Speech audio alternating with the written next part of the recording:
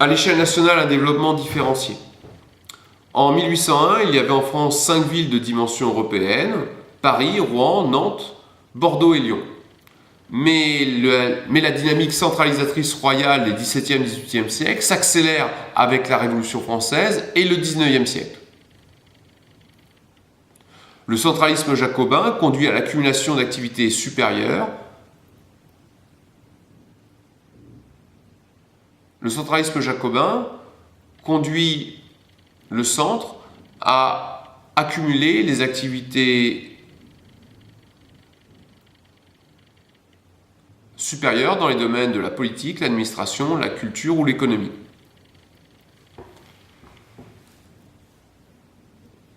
Le poids de Paris s'accroît au détriment des villes secondaires. La départementalisation contribua également à limiter l'influence régionale de ces villes et à faire émerger des villes moyennes en leur attribuant le statut de préfecture. Ainsi, le choix a été fait de privilégier Tulle contre Brive, qui était la plus grande ville de la région. Seules Toulouse et Nice et quelques villes industrielles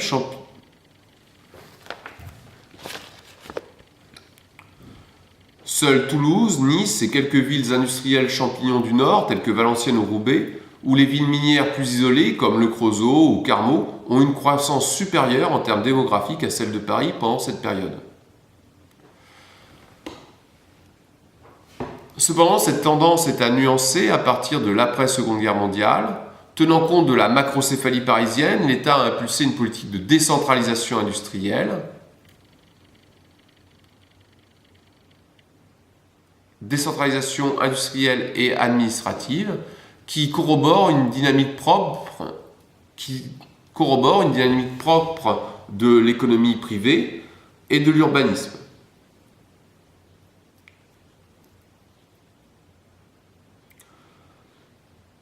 Effectivement, d'un point de vue industriel, un certain nombre d'industries cherchent un cadre plus aéré.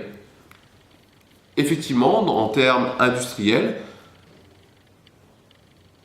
les espaces centraux de Paris sont saturés, les loyers coûtent cher pour les industries et les entreprises,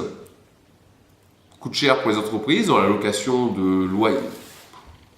Ainsi, les loyers des entreprises sont trop élevés pour Paris et l'on voit les sites industriels se reporter sur des espaces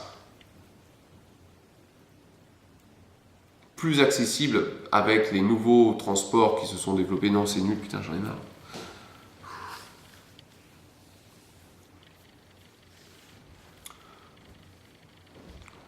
Effectivement, de façon naturelle, l'industrie s'est largement diffusée en dehors de la sphère parisienne, saturée en termes de transport, et aussi du fait que les loyers dans cette région coûtent beaucoup plus cher qu'en province.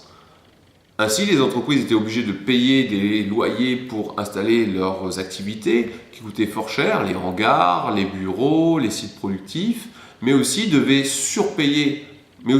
surpayer leurs employés parce que les loyers des individus coûtent plus cher. Donc on voit comment, de façon, naturelle, on voit un effet, de délestage des entreprises du centre vers la périphérie.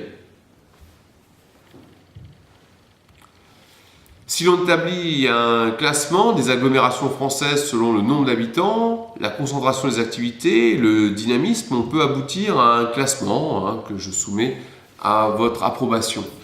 Premier élément, Paris, bien sûr, dans un premier lieu, 10 millions d'habitants, capitale macrocéphale appartenant à l'archipel métropolitain mondial. Paris concentre tous les pouvoirs de commandement, 62% des emplois stratégiques en France. Paris et la première couronne perd des habitants du fait de l'envolée des coûts du logement et de l'accumulation des nuisances. Grâce à la densification des infrastructures, des populations travaillant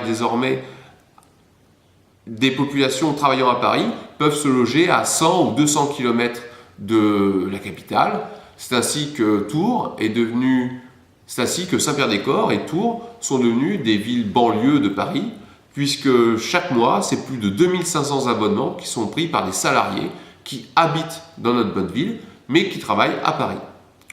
Dans un deuxième rang, 7 métropoles dont la population oscille entre 500 000 et 1 million d'habitants.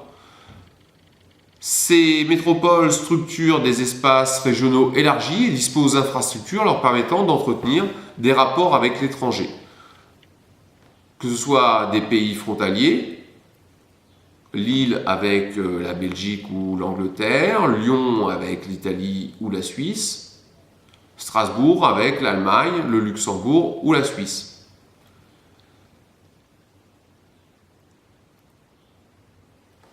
Permet d'entretenir des rapports avec l'étranger, que ce soit des pays frontaliers pour Lille, Lyon ou Strasbourg, ou grâce à des aéroports et ports internationaux à rayonnement mondiaux comme Marseille ou Nantes. Les agglomérations sont dotées de fonctions administratives. Ces agglomérations sont dotées de fonctions administratives supérieures, de puissantes activités industrielles, notamment le port de Saint-Nazaire pour Nantes, le port de Fos-sur-Mer pour Marseille,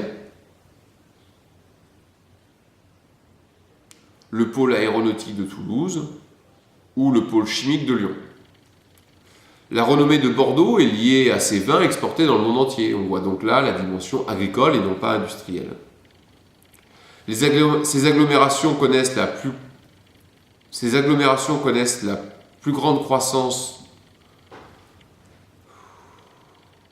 Ces agglomérations connaissent une forte croissance de leur population, notamment Nantes, Toulouse et dans un moindre degré Bordeaux. Malgré Nantes, Toulouse, Montpellier sont les villes qui connaissent la plus forte croissance de leur population à l'échelle nationale.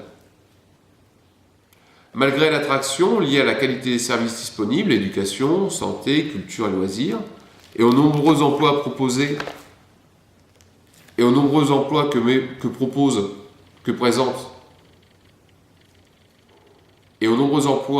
que présentent ces grandes métropoles, ça ne veut rien dire ça.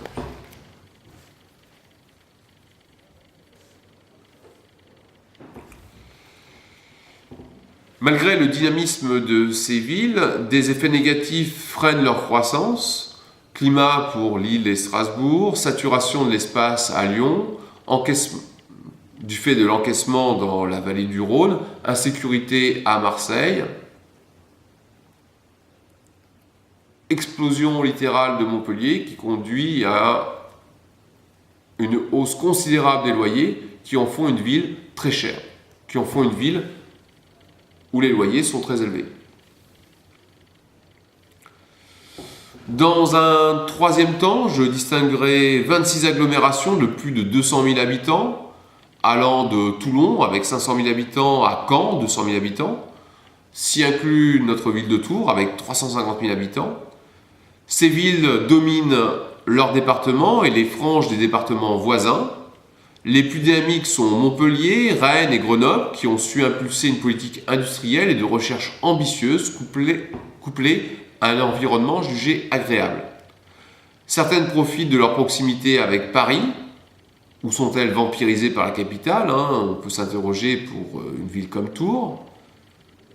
D'anciennes agglomérations industrielles connaissent des difficultés, Béthune, Roubaix, Mulhouse, Saint-Étienne.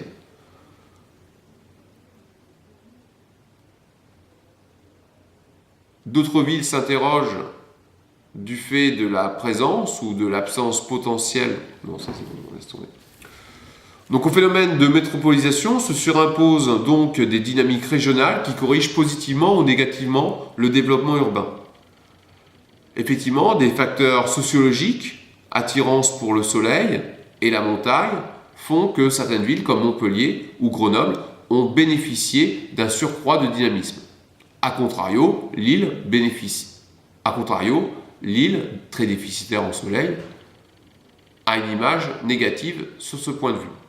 Deuxième élément, des facteurs économiques avec l'intégration aux nouvelles dynamiques économiques, transfrontalières, littoralisation de l'économie, ou handicap lié à un isolement géographique dans une zone peu densément peuplée, je pense à des villes comme Clermont-Ferrand ou Limoges. Enfin, des facteurs politiques, certaines villes ayant reçu des aides à la décentralisation industrielle ou qui ont su construire un vrai projet économique et urbanistique. Je pense à des villes comme Montpellier, Nantes, Rennes ou Grenoble.